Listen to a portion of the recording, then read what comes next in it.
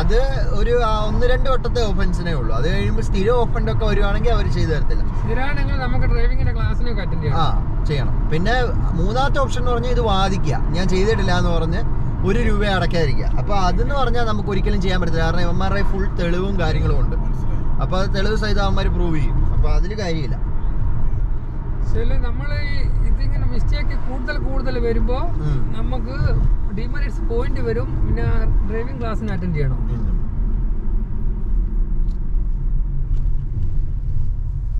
മൂന്നാമത്തെ 4-ാമത്തെ തവണയാണെങ്കിൽ ഇതിന് കോടതി പോകുന്നതെങ്കിൽ ഈ ക്യാമറ അടിക്കുമ്പോൾ ഡിമെറിറ്റ് പോയിന്റ് അടിക്കത്തില്ല. കാരണം ക്യാമറക്കകത്ത് ഈ വണ്ടിയുടെ പതിയത്തുള്ളല്ലോ, ഡ്രൈവറിനെ കാണാൻ പറ്റത്തില്ലല്ലോ. അപ്പോൾ വേറെ ആൾ ഓടിച്ചിട്ട് വരണ്ടെന്നുള്ളത് കൊണ്ട് അവർ ഡിമെറിറ്റ് കൊടുക്കത്തില്ല. അപ്പോൾ പക്ഷെ പിന്നെ കോടതി പോകണം, ചിലപ്പോൾ കോടതി ഡിമെറിറ്റ് അടിക്കും.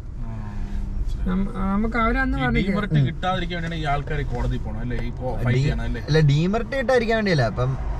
ഇപ്പം ഞാൻ പറഞ്ഞില്ല 350 രൂപയാണ്. അപ്പം നമ്മുടെ ആദ്യത്തെ ഓഫൻസാ വെച്ചിട്ട് പൈസ ഒന്ന് കുറച്ച് തരും. അല്ലെങ്കിൽ നമ്മൾ എന്തെങ്കിലും ഒരു അബദ്ധം പറ്റി പോയതായിരിക്കും. അപ്പോ ഇങ്ങനെ പോയി പറയുമ്പോ അവര് കുറച്ച് തരും. ഹൈലാൻഡർ നല്ല വണ്ടിയല്ലേ? ഹൈലാൻഡർ നല്ല വണ്ടിയാ, നല്ല പൈസ. അൽദിവാന് ഇവിടെ ഒരു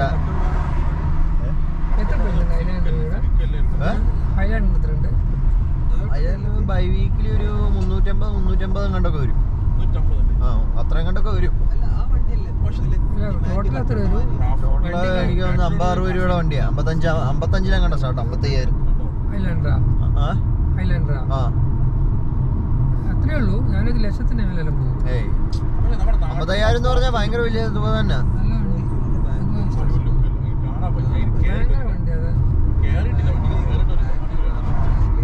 ടൊയോട്ടയുടെ വണ്ടി പിന്നെ ഒരു വ്യത്യാസം വരുന്ന ഈ ഹൈലാൻഡറിലോട്ടാ. അല്ലെങ്കിൽ പിന്നെ മറ്റേ കൊറോള തൊട്ടിങ് RAV4 വരെ ഒരേപോലെ ഉള്ളു. സെയിം സാധനം. ഫോർച്യൂണർ ഇവിടെ ഇല്ല. ഫോർച്യൂണർ പിന്നെ നാട്ടിലത്തെ ഡിസൈൻ, പഴയ ഡിസൈൻ അവർ മാറ്റിയിട്ട് ഇപ്പൊ ഒരു തല്ലിപ്പൊളി. ഈ ഫോർച്യൂണറിന്റെ വലുപ്പമുണ്ട് ഈ വണ്ടി ഹൈലാൻഡർ. അല്ല, അത്ര ഇല്ലെങ്കിലും ഒരു സെറ്റപ്പ് ഏകദേശം. പക്ഷേ നാട്ടിലൊരു ഫോർച്യൂണറൊക്കെ എടുത്ത് പോകുമ്പോ ആരും നോക്കും. ഫോർച്യൂണർ വലിയ വണ്ടിയാണ്. പക്ഷെ പഴയ ഫോർച്യൂണറിന്റെ ഒരു ഗുമ്മില്ല ഇപ്പത്തെ ഫോർച്യൂണർ. അവര് ആ ഡിസൈൻ മാറ്റി ഒരുമാതിരി പ്രത്യേക ഡിസൈൻ. മൈലേജ് ഇല്ല നാട്ടിൽ നിന്ന് വണ്ടിക്ക്. ഇതാർക്കെങ്കിലും അറിയാം? വീണ്ടൊരു വണ്ടി ഇല്ലായിരുന്നു, എന്താ ഒരു പച്ച കളറൊക്കെ ഉള്ളൊരു വണ്ടി. കുറച്ച് ജീപ്പല്ല, എന്നാലും കുറച്ച് വലിയ വണ്ടി. ഒരു 10 വർഷം മുമ്പൊക്കെ കുറെ നേരത്തിലുണ്ടായിരുന്നു.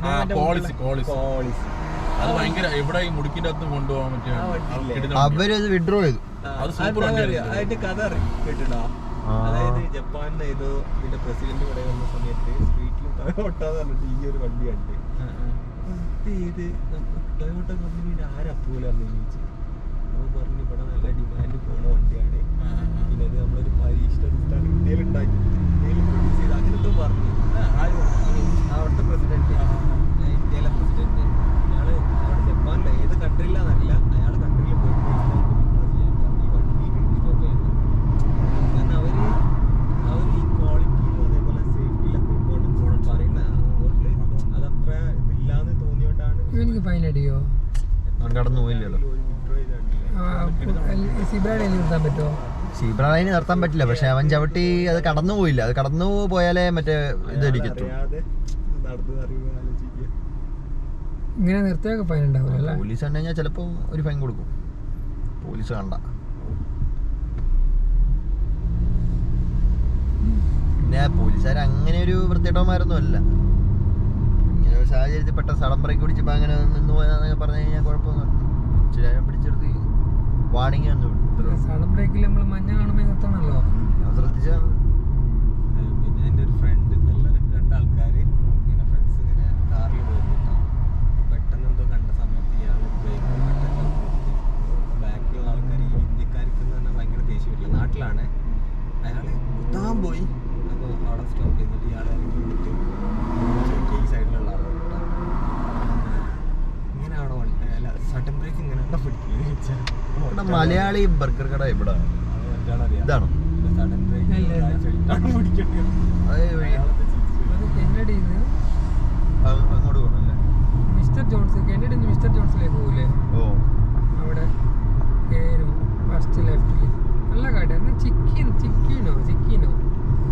ചിക്കനാണോ അവിടുത്തെ മെയിൻ പരിപാടി? പിന്നെ എല്ലാം ഉണ്ട്. മറ്റേ ഗ്രില്ല് പോലത്തെ ഐറ്റംസ് ഉണ്ട്, ഫ്രൈ ഉണ്ട്, എല്ലാം ഉണ്ട്.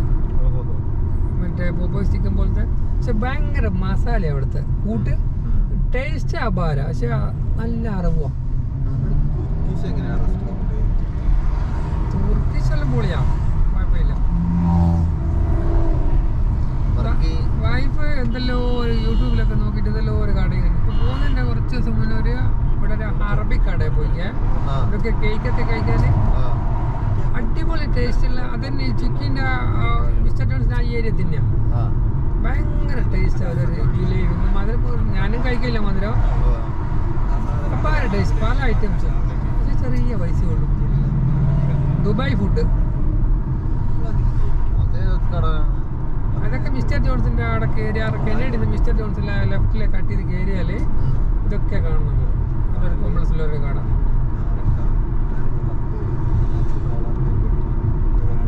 ഒന്നുകൂടി അവിടെ കഴിക്കണമെന്നുണ്ട് ചിക്കന്. പക്ഷേങ്കില് ഭയങ്കര റേറ്റ് ആണ് അവിടെ. ഇന്ന് അവിടെ കയറല്ലായിരുന്നു നമ്മൾ ഇങ്ങോട്ട് വന്ന വഴിയിൽ. കാരണം കറക്കം ഒഴിവാക്കണം.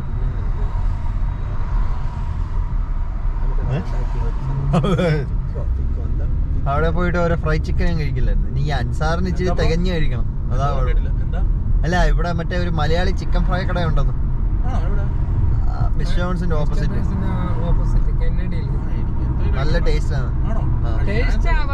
പക്ഷേ നിനക്ക് ചോറ് ഭക്ഷണം കഴിച്ചാലേ പറ്റുന്നുള്ളൂ. അല്ല, എനിക്ക് ചോറൊന്നും വേണമെന്നില്ല ബ്രോ. എനിക്ക് വിശപ്പുണ്ടായിട്ടേ. നമ്മളിപ്പോ മുമ്പ് രണ്ടും കൂടിയല്ലോ എടുത്താനായി.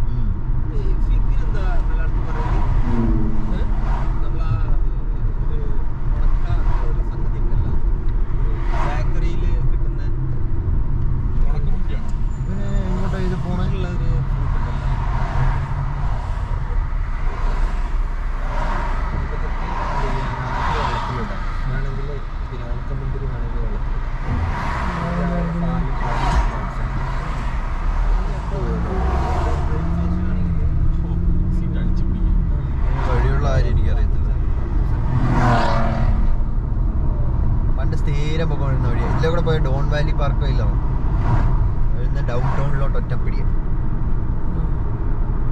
ഇവിടുന്ന് മറ്റേ ഹൈവേ അല്ല ഈ ഹൈവേ. ഇത് വേറെ ലോക്കൽ ഹൈവേ. ലോക്കൽ ഹൈവേ എന്നല്ല, ആ ഹൈവേ പോലെ 100 ഇവിടെ 90 സ്പീഡ് ലിമിറ്റ്. എപ്പോഴും ബിസിയാണ്, എന്നും ബ്ലോക്ക്.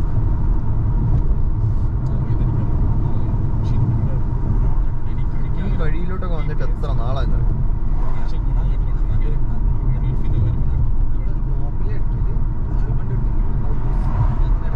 ശരിക്കും പറഞ്ഞ ഒരു വിസിറ്റ് വിസ എടുത്തിട്ട് ഗൾഫിൽ പോകും 1 മാസത്തേക്കല്ല.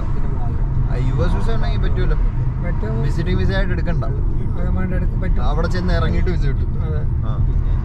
ഇപ്പൊ പോകുന്ന വഴിയേ അവിടെ ഇറങ്ങിയിട്ട് അവിടെ അപ്ലൈ ചെയ്താൽ മതി. അപ്പം തരും. പ്രത്യേകിച്ചൊന്നും സമയമൊന്നും അതിനു വേണ്ടി കളയേണ്ട കാര്യമില്ല. 30 ദിവസം.